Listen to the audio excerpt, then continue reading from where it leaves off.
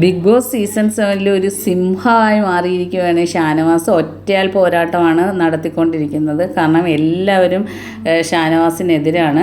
നെവിൻ്റെ പ്രശ്നം തന്നെയാണ് കാരണം.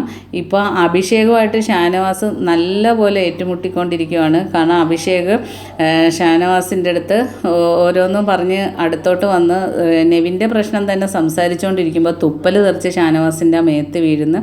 അപ്പോൾ ഷാനവാസ് വന്ന് തുടച്ച് തരാൻ പറയുന്നു. അപ്പോൾ അഭിഷേക് വന്ന് കുറച്ച് നീങ്ങി നിന്ന് സംസാരിക്കണം.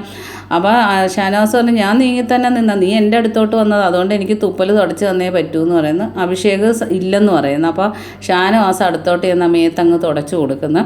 അഭിഷേക് ട്രിഗറാവുന്നു. അഭിഷേക് ഉടനെ പറഞ്ഞ്, നീ ഇന്നലെ പറഞ്ഞ ആട്ടുംതോല പുതച്ച ചെന്നായിന്ന് നീ എന്നെയാണ് പറഞ്ഞതെന്ന് പറയുന്നു.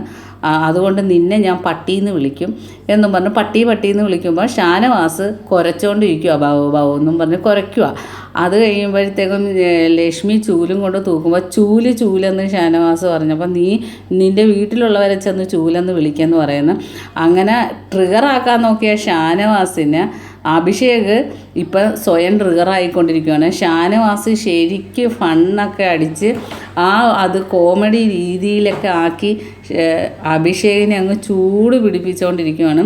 എന്തായാലും ഷാനവാസ് ഒരു കിടിലം പെർഫോമൻസാണ് ഇപ്പോൾ ബിഗ് ബോസ് ഹൗസിൽ കാഴ്ചവെച്ചുകൊണ്ടിരിക്കുന്നത്. അതുപോലെ ആരൊക്കെ എത്ര പേര് ഷാനവാസിൻ്റെ അടുത്ത് എതിർത്ത് വന്നിട്ട് ഒറ്റയ്ക്ക് നിന്ന് പോരാടുന്നതാണ് നമുക്ക് കാണാൻ കഴിയുന്നത്. ബാക്കി അപ്ഡേറ്റുമായിട്ട് വീണ്ടും കാണാം. എൻ്റെ ചാനലൊന്ന് സബ്സ്ക്രൈബ് ചെയ്യണേ കൂട്ടുകാരെ.